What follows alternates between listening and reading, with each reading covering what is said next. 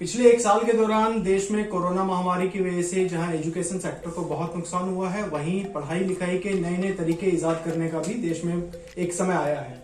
ऐसे ही माहौल में करोल बाग में एक इंस्टीट्यूट है जो जुपिटर के नाम से अपनी क्लासेस चलाते हैं। उन्होंने शिक्षा को ऑनलाइन माध्यम से जोड़ने का एक बड़ा बीड़ा उठाया है। उसके जो संचालक हैं समीर कोहली जी, उन्होंने बच्चों को पढ़ाने के लिए प्राइवेट कोचिंग में ऑनलाइन का ऑप्शन चुना और उसके साथ साथ वो अब अपना OTT प्लेटफॉर्म भी लॉन्च करने जा रहे हैं। अभी तक आपने सुना होगा कि OTT प्लेटफॉर्म का रोल केवल एंटरटेनमेंट तक ही हम लोग जानते थे, लेकिन अब एजुकेशन सेक्टर में OTT प्लेटफॉर्म का यूज अपने आप में एक नई बात है। कम से कम कहीं दिल्ली में भी पहली बार ऐसा सुनने में आ रहा है कि कोई संस्थान अपने छात्रों के लिए OTT प्लेटफॉर्म का यूज करेगा। तो हम जानते हैं समीर कोहली जी से कि उनके आगे क्या प्लानिंग है और वो इसमें क्यों उतरना चाहते हैं कि OTT प्लेटफॉर्म के जरिए बच्चों को पढ़ाया जाए। सर, ये आपने जो प्लानिंग की है OTT प्लेटफॉर्म की, आपने क्यों की है, क्या इसका रीजन है? सर देखिए, टेक्नोलॉजी, इंटरनेट, 5G ये सब आया है दुनिया में सिर्फ हमारी लाइफ को आसान करने के लिए। और जब टेक्नोलॉजी आ चुकी है तो आज हमारा देश, जो कि एक डेवलपिंग नेशन का टैग लेके घूम रहा है सिंस जब से हम आजाद हुए हैं, हम लोग डेवलप्ड कंट्रीज में क्यों नहीं आ रहे हैं? हम डेवलप्ड कंट्रीज में सिर्फ इसलिए नहीं आ पा रहे हैं क्योंकि हमारे दूर दराज के बच्चों को सही एजुकेशन नहीं मिल पा रही है। तो जब हम उन्हें एक अच्छी एजुकेशन बहुत सब्सिडाइज्ड रेट्स पे और इंडिया के best teachers, India is a country जहां से टीचिंग का शुरुआत हुआ है, Aryabhata is from our country. तो अब मैं बस ये चाहता हूं कि वो चीज, वो पढ़ाई, अच्छी पढ़ाई ऑल ओवर इंडिया एक एक बच्चे तक पहुंचे, पैसा पढ़ाई के बीच में ना आए। सर, आपको क्या लगता है कि ये जो माध्यम है, आप OTT प्लेटफॉर्म जनरेट कर रहे हैं, तो क्या हर बच्चे के लिए एक्सेसिबल होगा? इसकी कॉस्ट क्या पर स्टूडेंट क्या होगी? देखिए सर, मैं आपको बताता हूँ, कई बार होता है ब्लेसिंग इन डिस्गाइज। कोरोना से पहले हमारे पास ना कई बच्चे ऐसे थे जिनके पास स्मार्टफोन्स नहीं थे। अब स्मार्टफोन होने की प्रोबेबिलिटी, अगर आप डेटा भी उठा के देखो तो बच्चों के पास स्मार्टफोन है, इंटरनेट एक्सेसिबिलिटी भी ईजी है। उसके बाद अगर बच्चे को अच्छी क्वालिटी एजुकेशन मिल जाए तो मुझे नहीं लगता उनको पढ़ने से कोई रोक सकता है। तो फायदा तो डेफिनेटली होगा सर, मैं जानना चाहता हूँ कि जो आपके एक्सपेंसेस हैं, आप OTT प्लेटफॉर्म लॉन्च करेंगे, उसका एक चलाने का, बनाने का एक खर्चा होगा, जो आपकी अभी एक फीस स्ट्रक्चर है, वो उसको किस तरह से अफेक्ट करेगा इन फ्यूचर? कि आप OTT प्लेटफॉर्म से असिस्ट कर रहे हैं, उनको बच्चों को गाइड कर रहे हैं, तो वो आपकी कोचिंग की जो फीसेस हैं और एक्सपेंसेस हैं वो आपके इंस्टीट्यूट को चलाने के लिए, उसमें क्या बढ़ोतरी आप देखते हैं, क्या होगा उससे? सर, इसमें फाइनेंशियल बेनिफिट्स तो मैं देख के नहीं चल रहा हूँ जी। मेरा पर्पस ये है, देखो मैं 20 साल से टीचिंग इंडस्ट्री में हूँ। इस इंडस्ट्री ने मुझे बहुत कुछ दिया है, नाम भी दिया, पैसा भी दिया, दौलत भी, सब कुछ दिया। People know me bye teaching and now it is my time कि मैंने जो पाया है उसको मैं औरों के साथ शेयर करूँ। और उसे अगर शेयर करके मैं बीज लगाऊंगा ना सर, तो जब वो बीज छोटे से पौधे और बड़े पेड़ बनेंगे ना, तो वो कहीं ना कहीं मेरे को थोड़ी बहुत छाया तो दे ही देंगे। तो ऐसा कोई नहीं है, पढ़ाने वाला है, अगर आपके अंदर कोई टैलेंट है तो वो आपको भूखा नहीं मरने देगा। मैं इस बात को जानता भी हूँ और मानता भी हूँ। तो it is my service towards the nation, कि देश के लिए मेरी तरफ से एक छोटा सा सर्विस है जो बच्चों के काम आ सके। सर, आप कब से इस फील्ड में? सर, मैंने 12th करी थी, बहुत मिडिल क्लास फैमिली से हूँ, तो 12th करने के बाद ही पढ़ना और पढ़ाना दोनों शुरू कर दिया था। तो अब मेरा 21 साल हो गए मेरी जर्नी को, कि मेरी पढ़ाई भी आज पढ़ाते पढ़ाते मुझे 21 साल हो गए हैं। तो 21 साल। तो आप 21 सालों में कितने स्टूडेंट्स को आप ट्रेन कर चुके हैं, गाइड कर चुके हैं, पढ़ा चुके हैं? 21 साल में अगर कम से कम बोलूं तो 8-10 हजार बच्चा तो मेरे से इंस्टीट्यूट पे पढ़ चुका है, इससे ज्यादा ही होगा। और 15 से 20 हजार बच्चे को मैं ऑनलाइन पढ़ा चुका हूँ, ऑनलाइन स्टडी के माध्यम से। कोरोना से पहले भी हमारे पेन ड्राइव कोर्सेज बच्चों को दिए जाते थे, यूट्यूब की क्लासेस वगैरह हम देते थे। तो सर, ये जो ऑनलाइन एजुकेशन सिस्टम है और एक ऑफलाइन एजुकेशन सिस्टम है, इसको लेकर भी बहुत कॉन्फ्लिक्ट आजकल चल रहा है। कुछ कह रहे हैं कि भी ऑफलाइन बेटर है, कुछ कह रहे हैं कि ऑनलाइन बेटर है। तो दोनों के बारे में आप थोड़ा सा हमें बताइए कि क्या रियलिटी है? सर देखिए, ऑफलाइन जो है ना, ऑफलाइन में फीस ज्यादा है। ऑफलाइन में आप टीचर के सामने बैठे हो, आपकी बॉडी लैंग्वेज, देखो लैंग्वेज से भी बेटर होती है, बड़ी चीज होती है बॉडी लैंग्वेज। जब हम ऑफलाइन इंस्टीट्यूट में जाते हैं तो वहां टीचर आपको पढ़ाने के साथ साथ आपकी बॉडी लैंग्वेज को रीड करके आपकी पर्सनालिटी डेवलप करता है। मेरे पिछले 20-21 साल के तजुर्बे में मैंने सिर्फ बच्चों को पढ़ाया नहीं है, उनको एक बेहतर इंसान बनने की कोशिश करी है और उनसे भी मैंने बहुत कुछ सीखा है। That is the plus of offline education. Online education में जो बच्चा पढ़ने आता है ना, उसकी फीस से ज्यादा इंपॉर्टेंट है बच्चे की पढ़ने की चाह। तो जहां बच्चे की चाह उतनी, देखो बिना गुरु दक्षिणा के आपको दीक्षा नहीं मिलेगी। तो ऑनलाइन की जो गुरु दक्षिणा है वो बच्चे की अप्रोच है। और मैंने देखा है वो स्टेट जहां पर पढ़ाई नहीं पहुंच पा रही, वहां के बच्चे पढ़ना चाहते हैं, बस उनको एक मदद का हाथ चाहिए। हाथ के आप एक उंगली दो, वो खुद खड़े हो जाएंगे।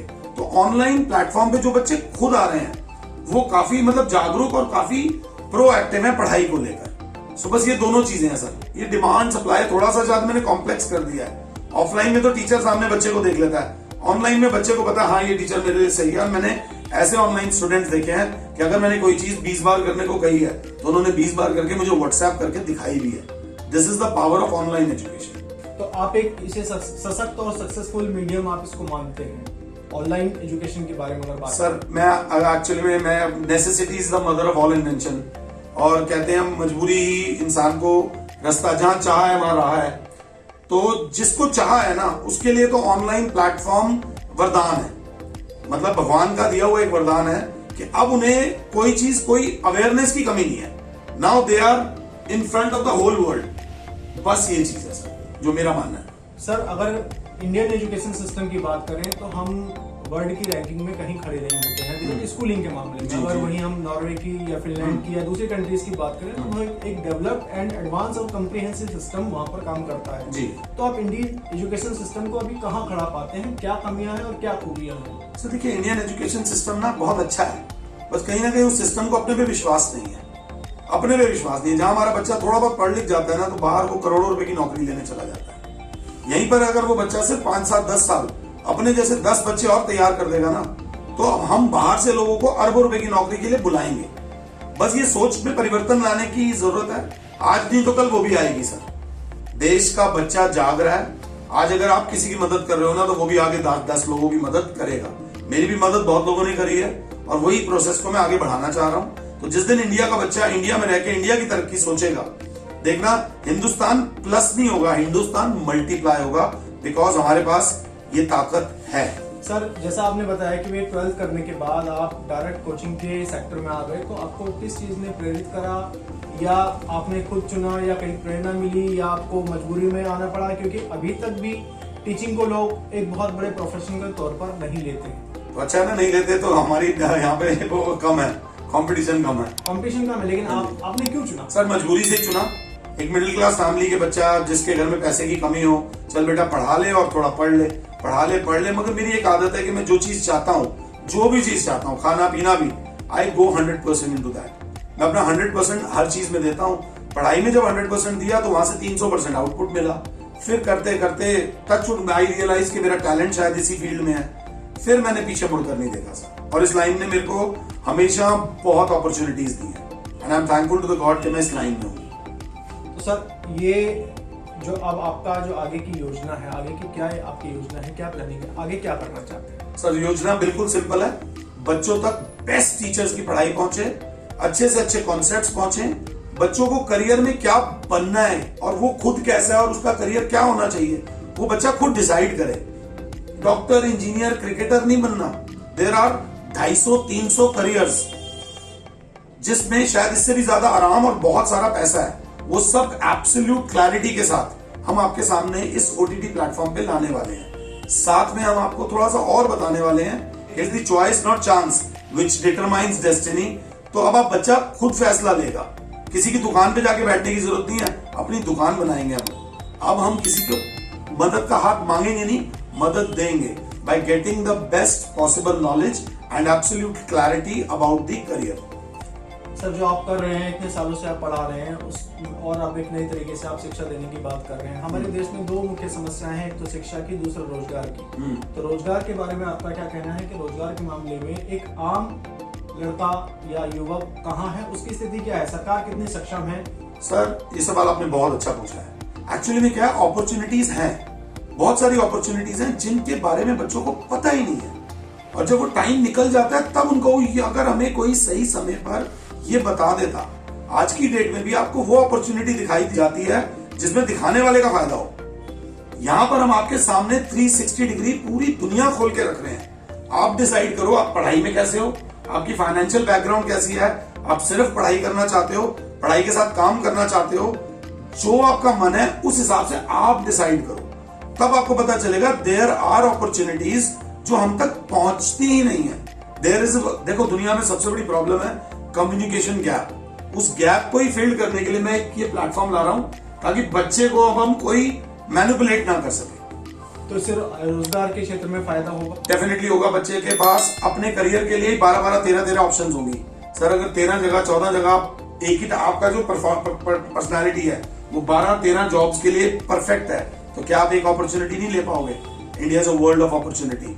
हमारा एरिया कितना है, हमारी पॉपुलेशन कितनी है, यहाँ पर पोटेंशियल कस्टमर्स कितने हैं, यहाँ कितनी डिमांड और कितनी सप्लाई है। अगर यहाँ जॉब्स जनरेट नहीं हो सकती ना तो दुनिया के किसी कोने में जॉब्स नहीं जनरेट हो सकती। सर ये कोई रेगिस्तान नहीं है जहाँ पे कोई नजर ही नहीं आ रहा। यहाँ तो रेगिस्तान में से भी लोग पानी निकाल लेते हैं। सर जो सरकार की पॉलिसी है, नई पॉलिसी आई है न्यू एजुकेशन पॉलिसी 2020 जी, उसके बारे में आपको जरूर जानकारी होगी। तो उससे हमारा जो एजुकेशन का सिस्टम है, स्ट्रक्चर है, वो कैसे इन्फ्लुएंस होगा, अफेक्ट होगा या बेनिफिट उससे होगा?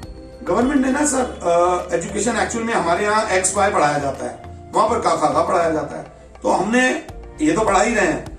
इस पॉलिसी ने हमारे को उस प्लेटफॉर्म पे लाके खड़ा कर दिया है ताकि हमारे देश का बच्चा ये ना कह सके कि अमेरिका में ही होता है, तो हमारे देश का बच्चा ये ना बोल सके लंदन में तो ये सिस्टम है। हमारे देश का बच्चा ये बोल सके कि जो सिस्टम तुम्हारे पास है वो तो हमने ले ही लिया, साथ में हमारा अपना एक सिस्टम है। तो कहीं ना कहीं इससे बच्चे को एक्सपोजर ज्यादा मिलेगा और बच्चा डिफरेंट फील्ड्स में एक्सेल कर पाएगा। म्यूजिशियंस वगैरह अरबों करोड़ों रुपए कमाते हैं। There are so many musicians India के बाहर के। क्यों है? क्योंकि उनको पता है music is a career, they take it seriously. Nadal ने टेनिस रैकेट 3.5-4 साल की उम्र में उठा लिया था। हमारे यहाँ 9 साल 10 साल की उम्र में रियलाइज करते हैं कि अब करना क्या है, जबकि 10 साल की उम्र तक वो नेशनल रिप्रेजेंट कर देते हैं। क्यों? ऐसा नहीं टैलेंट नहीं है, अवेयरनेस नहीं है। ये जो धुंधलापन है ना, ये जिस दिन क्लियर हो जाएगा हमारे देश का टैलेंट देखना सर अपने आप निकल के बाहर आएगा। सर जो आपकी संस्था का नाम है जुपिटर, ये नाम क्या डिनोट करता है? आपने ये नाम क्यों चुना? Sir Jupiter is a planet of education. अगर हम थोड़ा सा माइथोलॉजिकली देखें, and Jupiter is the biggest planet. तो आपकी लाइफ का भी जो बिगेस्ट फैक्टर होना चाहिए सक्सेस पाने के लिए वो एजुकेशन होनी चाहिए। सो इसीलिए ये तो मैंने मतलब जब शुरू किया था तभी जुपिटर रख दिया था। तो जुपिटर इज फॉर यू और आपके लिए हमेशा खड़ा है। सर जो नई पॉलिसी है, ये आपका पढ़ाने का जो तरीका है, कहा जाता है, हम भी पढ़े हैं और आप भी पढ़े होंगे, ये स्कूलों में पढ़ाई जो होती है वो रट्टाफिकेशन के तौर पर होती है। जी, रट्टाफिकेशन और एक्सपेरिमेंट और लर्निंग बाय डूइंग, ये कब तक चलेगा या इससे छुटकारा मिलेगा? अब मिल रहा है सर, अब मिल रहा है। अब वो माहौल नहीं रहा। पुरानी फिल्मों में जो प्रॉब्लम्स थी, अब डाकू नहीं रहे, अब ऑनलाइन हैकर्स आ गए हैं। तो वैसे एजुकेशन सिस्टम भी बहुत आगे आ चुका है। ऐसे प्रॉब्लम वाली अब अगर there is a problem there is a solution, we should not feel bad about. Sir जो गवर्नमेंट टीचर्स हैं, स्कूल में भी सबसे बड़ा जो रिसोर्स है वो गवर्नमेंट के पास है, स्कूल सबसे ज्यादा उसके पास है, फंड उसके पास है। जो गवर्नमेंट स्कूल के टीचर्स का जो आउटलुक है, जो उनका नजरिया है, आप उसे किस तरीके से देखते हैं? सही है, गलत है, सुधार की जरूरत है? सर सुधार की जरूरत तो मैं कहता हूँ दुनिया की हर चीज में है। इन वर्ल्ड का मोस्ट डेवलप्ड कंट्री में भी सुधार की जरूरत है। हाँ, गवर्नमेंट स्कूल्स का जहां तक कहना है, अब गवर्नमेंट स्कूल्स को भी फंड्स मिल रहे हैं। मैंने भी पिछले 20 साल से नोटिस किया है तो काफी चेंजेस आए हैं। एजुकेशन सिस्टम इंप्रूव कर रहा है, स्लोली बट स्टेडीली इंप्रूव कर रहा है। बस ये है कि गुरु भी ये चाहता है कि थोड़े शिष्य अगर थोड़ा हम्बल होकर ज्ञान लेने जाएंगे ना, तो गुरु भी तैयार है एजुकेशन देने के लिए। आपको जहां से थोड़ी सी भी पढ़ाई मिलती है, कुछ भी सीखने को मिलता है, उसकी वैल्यू रखो। ये नहीं कि tuition teachers, all teachers are good. कई बार हम सड़क पे गिर कर सीखते हैं, तो शायद वो चोट भी हमारा टीचर है।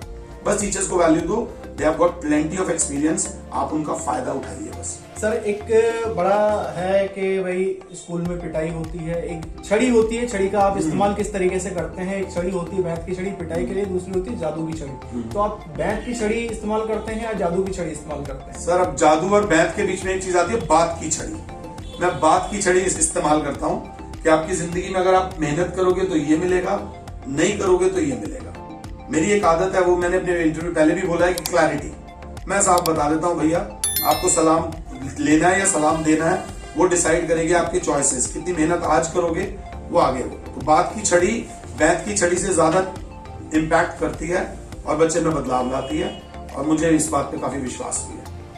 तो ये थे हमारे साथ समीर कोहली जी, जो जुपिटर एजुकेशन के नाम से अपना सेंटर दिल्ली के करोल बाग में चलाते हैं। दिल्ली को ऐसे ही लोगों की वजह से एजुकेशन का और कल्चर का हब कहा जाता है। हम उन्हें शुभकामनाएं देते हैं उनके आने वाले यूटीटी प्लेटफॉर्म के लिए। Thank you.